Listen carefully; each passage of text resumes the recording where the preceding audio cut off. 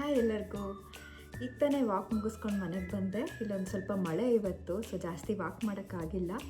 So ಇವಾಗ ಏನಾದರೂ ಅಡುಗೆ ಮಾಡಬೇಕು ಡಿನ್ನರ್ಗೆ. ಸೊ ಸ್ಟಾರ್ಟ್ ಮಾಡೋಣ.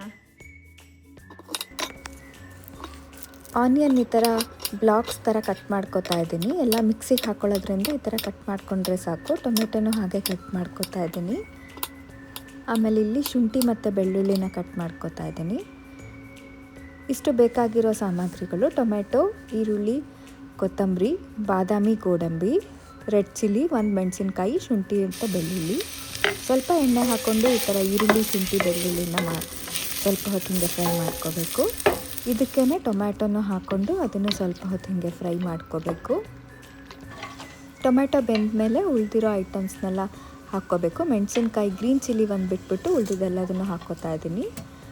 ಹಾಕ್ಕೊಂಡು ಇದನ್ನು ಸ್ವಲ್ಪ ಹೊತ್ತು ಹಿಂಗೆ ಫ್ರೈ ಮಾಡ್ಕೋತಾ ಇದ್ದೀನಿ. ಇದಕ್ಕೆ ಸ್ವಲ್ಪ ಗಸಗಸನ ಹಾಕ್ಕೊಂಡೆ ಇವಾಗ. ಅದಾದಮೇಲೆ ಇದನ್ನು ಸ್ವಲ್ಪ ಹೊತ್ತು ಆರಕ್ಕೆ ಬಿಡಬೇಕು. ಆಮೇಲೆ ಅದೇ ಪ್ಯಾನ್ಗೆ ಸ್ವಲ್ಪ ಬಟರ್ ಹಾಕ್ಕೊಂಡು ಅದಕ್ಕೆ ಕಸೂರಿ ಮೇಥಿ ಮತ್ತು ಮೆಣಸಿನ ಪುಡಿ ಹಾಕ್ಕೊಂಡು, ಅಂದರೆ ರೆಡ್ ಚಿಲ್ಲಿ ಪೌಡರ್ ಹಾಕ್ಕೊಂಡು ಅದರಲ್ಲಿ ಪನ್ನೀರ್ ಈ ಥರ ಫ್ರೈ ಮಾಡಿಕೊಂಡೆ.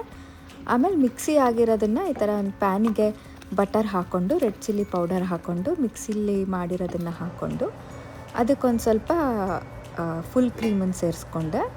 ಆಮೇಲೆ ಪನ್ನೀರನ್ನು ಹಾಕ್ಕೊಂಡು ಈ ಥರ ಎರಡನ್ನೂ ಒಂದು ಸ್ವಲ್ಪ ಹೊತ್ತು ಕುದಿಸ್ದೆ. ಈಗ ಪನ್ನೀರ್ ಬಟರ್ ಮಸಾಲ ರೆಡಿ. ಇದನ್ನು ಚಪಾತಿ ಜೊತೆ ತಿನ್ನೋಕ್ಕೆ ಚೆನ್ನಾಗಿರುತ್ತೆ. ಆಮೇಲೆ ಜೊತೆಗೆ ನಂಗೆ ಒಂದು ಸ್ವಲ್ಪ ಕೋಸಂಬರಿ ಮತ್ತು ಬೆಂಡೆಕಾಯಿ ಪಲ್ಯ ಇತ್ತು, ಅದನ್ನು ಹಾಕ್ಕೊಂಡಿದ್ದೀನಿ.